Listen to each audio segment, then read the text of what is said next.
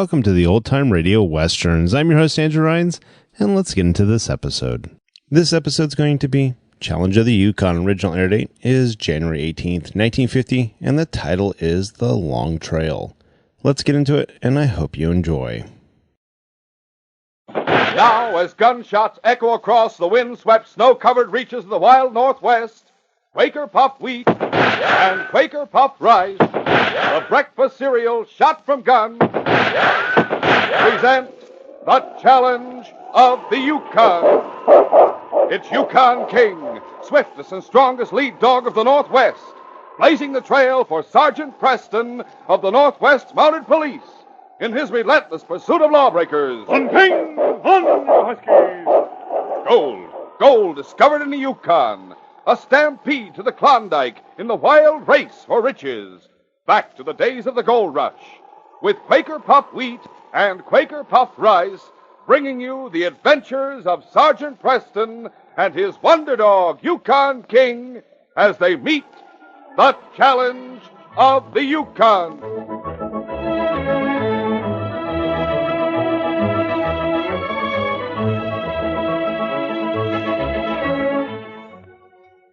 Say, fellas and girls, when you see top-action Hollywood movie stars in daredevil stunts, think of the breakfast tip that many of them have for you. Here's what they say. Every morning, eat a heaping bowl full of nourishing, delicious Quaker Puffed Wheat or Quaker Puffed Rice topped with milk or cream and fruit. Yes, sir, wheat or rice shot from guns furnishes extra health values of restored natural grain amounts of vitamin B1, niacin, and iron. They're good for you, and so swell tasting they can't be beat. So get next to delicious Quaker Puffed Rice and Quaker Puffed Wheat, the nourishing, ready-to-serve breakfast cereals shot from guns.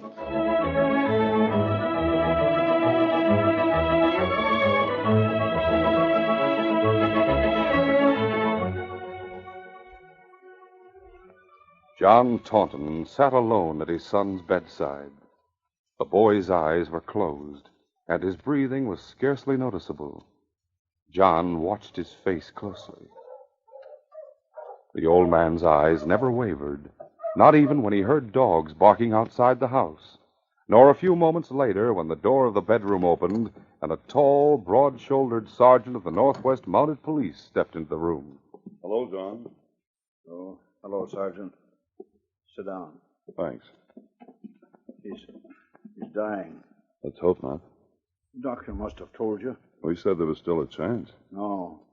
John, the men who did it have over 3 days' start. I'd like to get after them. I can't tell you much. Well, they'll talk for a little, and you were alone with him until the doctor arrived. Tell me what he said. He'd been down at the hotel. He noticed a light in the store, and he decided to investigate. Didn't have to unlock the door. It had been forced open. When he stepped inside, he saw 3 men standing around the safe. Was the safe open? No. They didn't get anything. I wish they had. Did Bill recognize any of the men? He knew one of them by name. He called himself Montana. And the others? Well, Bill had seen them around town. Short, stocky man with a full black beard. The other one was taller. Red hair, red beard. But all 3 of them are practically strangers in Beaver City. That's right. They'd only been here a few days. You saw them yourself, didn't you? As they drove away, Bill was calling for help inside the store. I went straight to him. You fired after them? Twice. It was snowing hard. I don't think I hit him. Which one fired the shot that hit Bill? Montana. He didn't give the boy a chance. He fired as soon as he stepped inside the door. Ah. According to the doctor, Joe and Ed Sawyer tried to pick up their trail. They lost it. It was almost a blizzard. But when they left town, Montana and the others, they were heading southwest into the hills. Yes. Bill. Bill. Easy, John. He's gone, Sergeant. My boy is dead. Yes, John. The charge is murder. Before the sergeant left Beaver City, he wrote a complete report of the robbery and killing to be taken to Dawson by the first express sled. Then he started out after the criminals. On King! On, you Huskies! It was a cold trail, a trail that was bitter cold. And it led south and west, away from the Yukon and all the densely populated creeks. There were no sled tracks to follow, and only an occasional trapper's shack or trading post where they could stop for shelter or ask for information. But the sergeant was convinced the killers must be hiding out somewhere in the white wilderness between the Klondike and the Stewart River. Up front, boys. All right, on, King! On, you Huskies! Each day, the sergeant and the team set out, and each night they made camp, usually in the open, usually with the temperature at 50 below, until the days had become a week. 1 week, 2. 2 weeks, 3. But never did the sergeant consider the possibility of giving up the pursuit. Every hill and every creek in that whole vast area must be searched. On, you Huskies!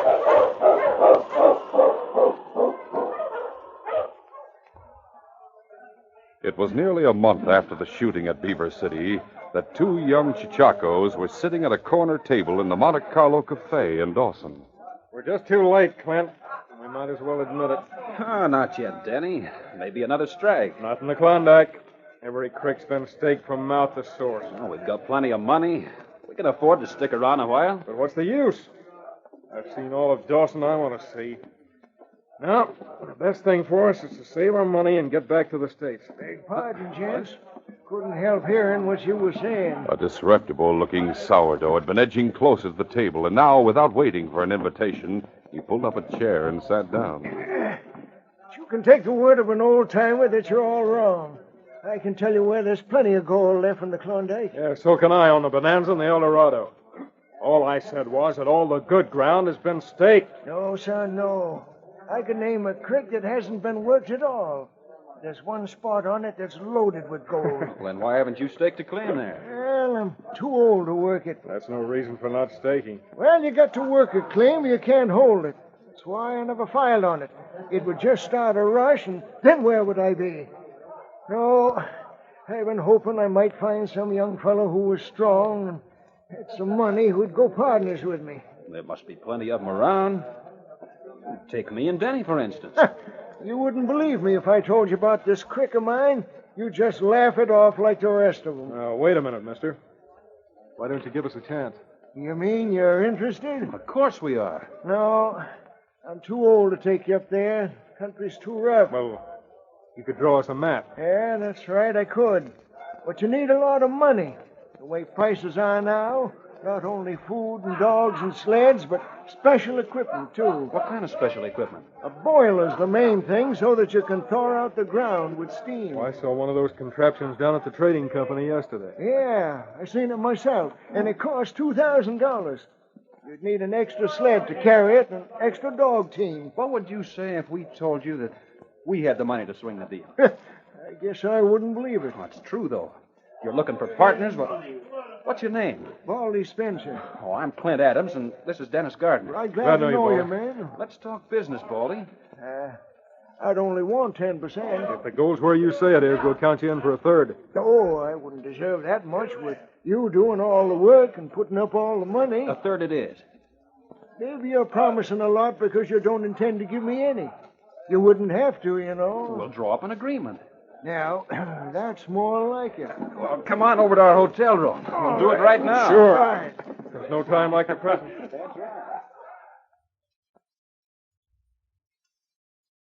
Half an hour later, the agreement had been drawn up.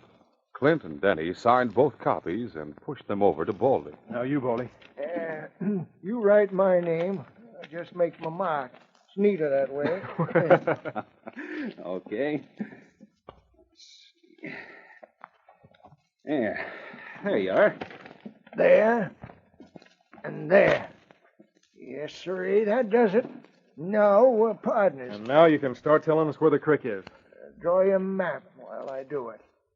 First, take the Yukon south till you get to Indian Creek. Yeah? That's about 30 miles.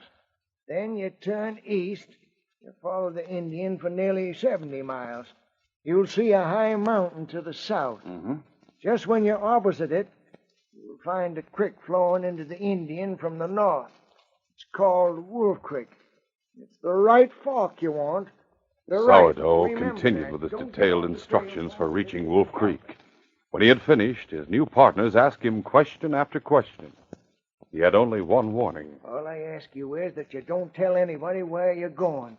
Don't mention it to a soul until you got the claim staked. Now, don't worry about that. Come on along and help us buy our equipment. Well, I'll be glad to help all I can, boys. We'll need your help, Baldy. We don't want to forget anything. The two young men bought a complete outfit, including a boiler. And 2 days later, they were ready to start. Each of them drove a team. Baldy waved goodbye to them from the bank as they headed south along the frozen surface of the Yukon. Goodbye, boys. Good luck. But as soon as the sled had disappeared around the first bend, his expression, his whole appearance changed. He laughed. That's the long way, boys. It'll take you 6 days. It'll only take me 3. Half an hour later, Baldy was riding the runners of his sled as he urged his team up the Klondike. Fight, boys! Fight! He followed that stream as far as Hunker Creek and then swung south. At night, he camped at the foot of the ridge that separated Hunker and Dominion. It took him nearly the whole of the following day to cross the ridge. But he made fast time down the Dominion, and on the afternoon of the 3rd day, he had reached Indian Creek. He swung west, and an hour later, he was driving up Wolf Creek, a desolate gulch rimmed by heavily wooded ridges. At the fork, he swung to the left. There! They'll take the right fork. March! 10 minutes later, he rounded a bend and saw the campfire. The 3 men sitting around it jumped to their feet and went for their guns. Never mind the hardware. It's only me. Oh there. Never mind, boys. It's Baldy. Hey, you've been gone long enough. Well, it took me a little time to transact our business. It's a good thing there's one of us that dares to show his face in Dawson. Are the Mounties looking for us? That's right, Montana. You and Shorty and Red. They got notices posted outside headquarters. There's a big story about you in the Nugget a couple of weeks ago besides. They got descriptions? Yeah, pretty good ones, too. You're in this too, Baldy. It was you that put us up to that job in Beaver City. Now, don't get excited. I'm taking care of you, ain't I? How about that? Don't look like you brought many supplies. Well, I got a couple of jugs of whiskey. What about food? Some.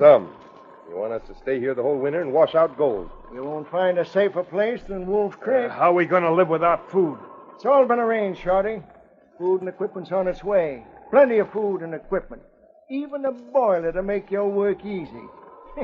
You can trust old Baldy. Yeah? Well, I don't. What do you mean it's on its way?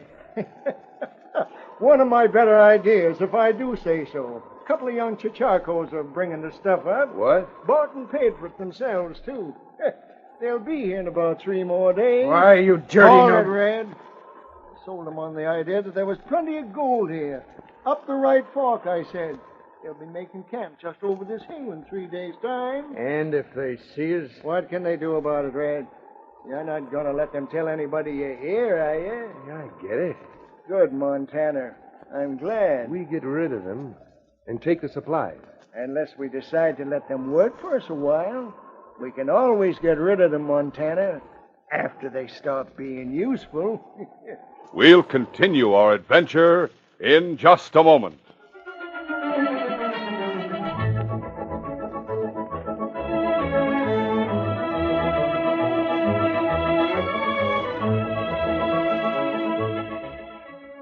Hooray! Hooray for old Pete!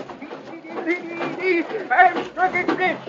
Hey, cut it out. Stop jumping around in that creek. You're splashing water all over yourself and everything. Water be hanged, lad. Look at these here gold nuggets. Gold? Why, to me, they just look like ordinary stones. Say, if you'd panned gold as long as I have, you could tell they was genuine gold nuggets. Was that so? I guess there's always a way to tell the real McCoy of anything. Sure, always is. Like I tell the fellas and girls, Quaker puffed rice and Quaker puffed wheat are never sold in bags or bulk. That sounds important. You bet. To get the real McCoy, the original, crisp, fresh rice or wheat shot from guns, you always buy the big red and blue packages with the smiling Quaker man on the front. That's your guarantee. Hold up, lad. Did I hear you say shot from guns? Yes, sir. The one and only Quaker puffed rice and Quaker puffed wheat are shot from gun. You see, Pete, that tells you they're the delicious breakfast cereals that are exploded up to 8 times normal size, so they're bigger and better tasting. Yeah, just like gold nuggets. The bigger, the better. Exactly. Quaker Popped Wheat and Quaker Popped Rice are king-size premium kernels that are puffed to perfection. Deliciously crisp, yet so tender they melt in your mouth. Mm-mm.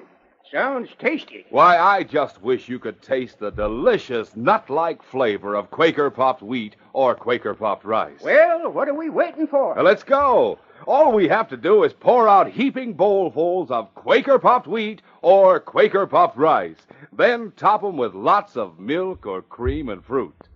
And as all you fellas and girls know, Quaker Popped Wheat and Rice are not only swell tasting, they're nourishing, too. They both furnish added food values of restored natural grain amounts of vitamin B1, niacin, and iron. For the real McCoy in a breakfast treat, always reach for Quaker Puffed Rice or Quaker Puffed Wheat.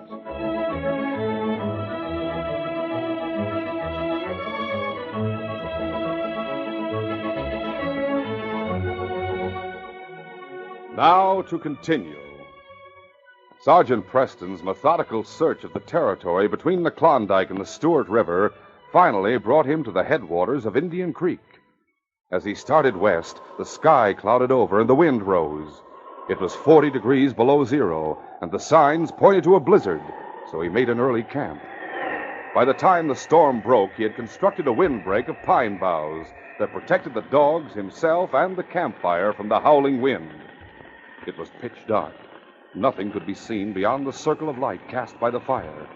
But as the sergeant began to crawl into his sleeping bag, King growled deep in his throat. What's the matter, boy? And then the growl changed to a whimper of concern. The great dog looked up into his master's face. He seemed to be telling the sergeant there was something out there in the darkness that demanded the sergeant's attention. Huh? Wonder if it's some traveler lost in the storm. Well, he'll see our fire, King. King took a few steps forward and looked back at the sergeant. Somebody in trouble? All right, boy. If you think we ought to investigate, we will. Go on, fella. It was impossible for the sergeant to see anything. He held King by his harness and allowed the dog to lead him. 100 yards beyond the campfire, King stopped and nosed a mound of white. The sergeant brushed the snow aside. Man, he's been wounded. It's going to be a battle getting him back to the fire, King. Well, I'll try carrying him. If I can't make it, I'll get the sled. The sergeant lifted the man in his arms. No one without his superb strength would have been able to fight his way against the storm with such a burden. And even the sergeant was close to exhaustion when he finally reached the fire. But without any hesitation, he started giving the wounded man first aid.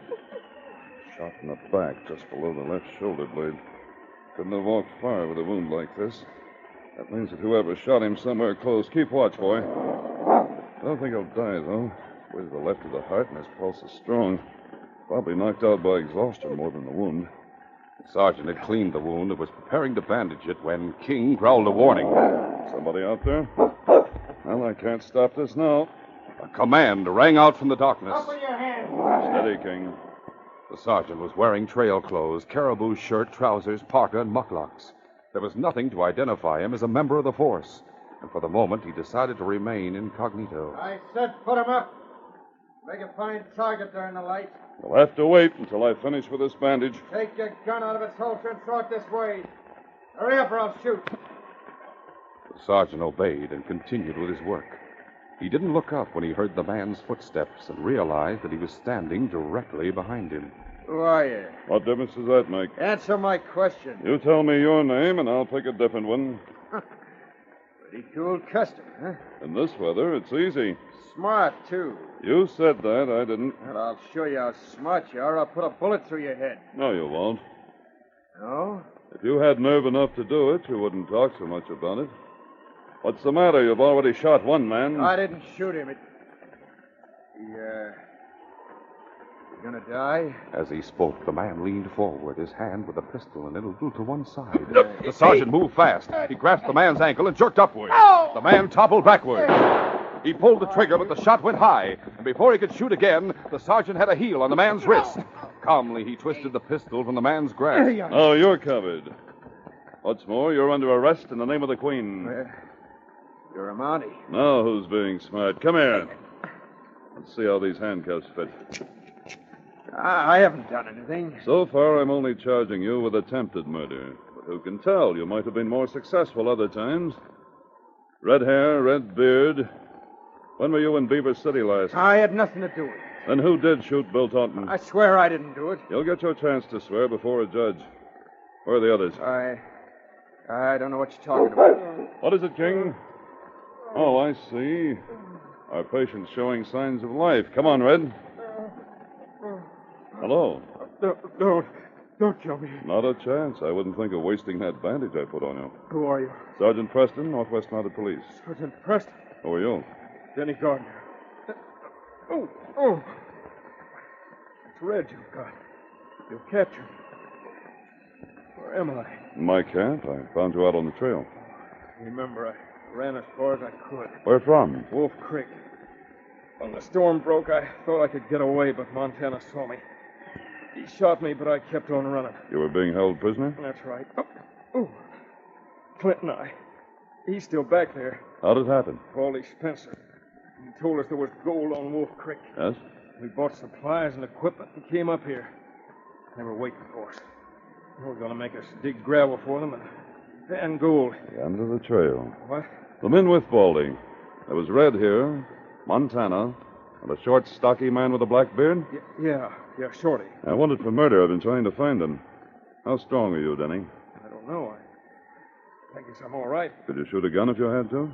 Sure. Could you keep Red covered for an hour, perhaps 2 hours? Sure. But why? Where are you going? Well, we can't get along without the fire. We'd freeze. But sitting around it this way, we make perfect targets for anyone coming up the trail, and Montana isn't Red. He won't hesitate to shoot. You're going after the others? When Red doesn't come back, they'll start looking for you two. If I don't go after them, they'll come after us. I can wait a few minutes, though. No, I'm fine. I'm feeling better every minute. If Red makes a move, shoot. I will. There's his gun. What? Ready to fire. Where's the camp on Wolf Creek? The left fork. Can you find your way in this storm? King can. Let's go, boy. The wind was at their backs as they left the camp, but it was still impossible for the sergeant to see anything. King had no idea where his master wanted to go, except that it was somewhere down the trail. All he could do was keep their course straight. But although the mouth of Wolf Creek was completely blotted out by the driving snow, he stopped when they reached it. There were men up the creek, but there was also one man straight ahead of them. Which direction did the sergeant want to take? We've come far enough, I think, boy. Now, let's see. Yes, this is the opening of the creek. This way, boy. From now on, we keep to the left. Okay. King understood that order. He followed the left bank, and when he reached the point where the creek branched out, he took the fork to the left. It was not long after that a red glow stained the darkness ahead. There it is, King. Good boy. All sound of his footsteps blotted out by the raging storm, the sergeant fought his way straight toward the campfire. But it was not until he was 20 feet from it that he could see the figures huddled around it. There were 3 of them. Shorty and the old sourdough. The young one must be Denny's partner. The sergeant stepped into the circle of light, his gun drawn. Don't anyone move around, shoot. Sergeant Preston. Yes, Baldy. You and Shorty are under arrest. You can't arrest me. I already have. These handcuffs prove it. And a pair for you, Shorty. Sergeant Preston. You must be Clint. Clint Adams, yes, sir. My partner, Denny, Sergeant. He ran away. Montana shot him, then they went after him. He's all right now. He's at my camp, holding a gun on Red. Oh, good. Where is Montana? Oh, I don't know. He hasn't come back. Huh? He and Red must have split up at the mouth of the creek. One going up and the other down. I think the best thing to do is wait for him here. He'd check and see if Red had come back. But Wait! The sergeant hit the ground as King growled, and in the next instant, a bullet whistled over his head. He started to roll out of the circle of light. King was already charging through the darkness at the man who had fired the shot. He leaped. But the man had stepped aside as King left the ground, and he only hit his shoulder. The man whirled and started firing at King. King could only dodge away from him into the darkness. One bullet, the 6th the man had fired, nicked him, and he lost his footing for a moment. When he scrambled to his feet, the sergeant and Montana were rolling on the ground.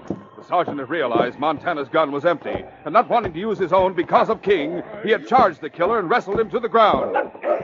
King would have liked to help his master, but the positions of the two men changed so quickly that it was impossible for him to lend assistance. Montana was fighting for his life, and he knew it, and the battle matched the fury of the storm. Once, when he was on top for a moment, Montana took the opportunity to leap to his feet. He aimed a vicious kick at the sergeant's head, but the sergeant caught his foot and catapulted him backwards. Montana was on his feet before the sergeant could pin him to the ground again, and lashed out with a pile-driving right to meet the sergeant's charge.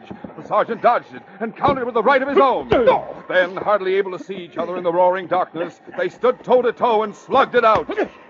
Strong as Montana was, the sergeant's perfect condition began to swing the battle in his favor. The two men had been working closer and closer to the campfire. Shorty jumped to his feet, his handcuffs raised high above his head, ready to bring them down on the sergeant. He never completed the blow. King hit him and knocked him to the ground. Almost at once, the sergeant landed a final right to the jaw, and Montana dropped to the snow-covered earth. All right, King. All right, boy, all right. Here, let me help you, Sergeant. No, I don't need any help, thanks. Just want to get my breath.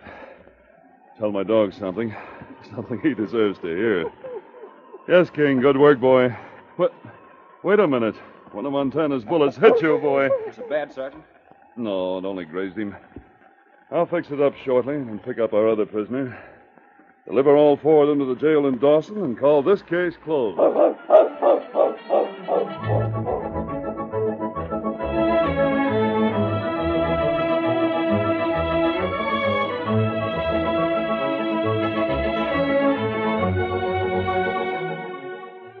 In just a moment, Sergeant Preston will give you a preview of Friday's adventure. Whee! Hurry, hurry, hurry! Down the banister or down the stairs, you can't wait to get to the breakfast table when there's a heaping bowlful of Quaker popped wheat or Quaker popped rice waiting for you. Your appetite races for those king-size kernels of premium rice or wheat topped with milk or cream and fruit. Mmm. Take a luscious spoonful. Taste the nut-like flavor, the special crispness that's yours only in Quaker popped rice and Quaker popped wheat. Because they're shot from guns. Taste them tomorrow morning, sure. Remember to get the original, crisp, fresh Quaker popped wheat and rice shot from guns. Always buy the big Quaker red and blue package with the smiling Quaker man on the front. Quaker popped wheat and Quaker popped rice are never sold in bags or bulk. Listen Friday when Sergeant Preston and Yukon King meet the challenge of the Yukon in the case of no epitaph or tombstone. Red Miller was a trail bandit who preyed on prospectors laden with gold. King and I were trailing him beyond Lodestone. When we finally caught up with him, we found him a prisoner in jail, and we thought the case was closed. However, it was only the beginning of one of our most dangerous experiences. Be sure to hear this exciting adventure Friday. These radio dramas, a feature of the Challenge of the Yukon Incorporated, are created by George W. Trendle, produced by Trendle Campbell Enterprises, directed by Fred Flowerday, and edited by Fran Stryker. The part of Sergeant Preston is played by Paul Sutton. They are brought to you every Monday, Wednesday, and Friday at the same time by Quaker Popped Wheat and Quaker Popped Rice, the breakfast cereal shot from guns.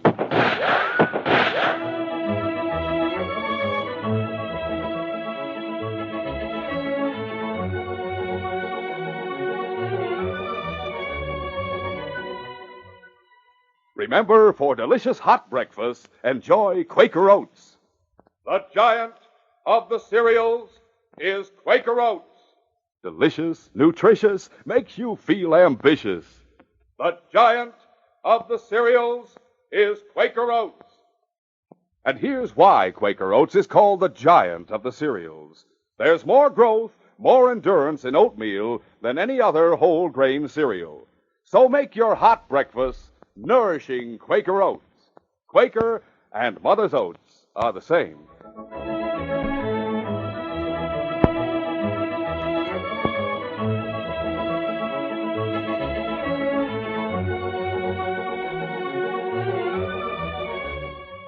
This is J. Michael wishing you goodbye, good luck, and good health from Quaker Popped Wheat and Quaker Popped Rice. So long. This is ABC, the American Broadcasting Company.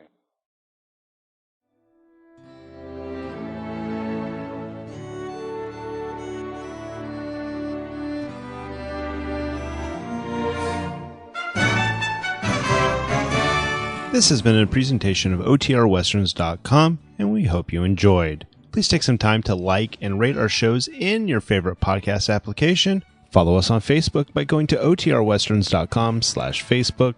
Join in the conversation by going to OTRWesterns.com/Discord. And don't forget to send us an email, podcast@OTRWesterns.com. This episode is copyright under the Attribution Non-Commercial Share Alike copyright. For more information, go to OTRWesterns.com/copyright. Have a great day, and again, thanks for listening.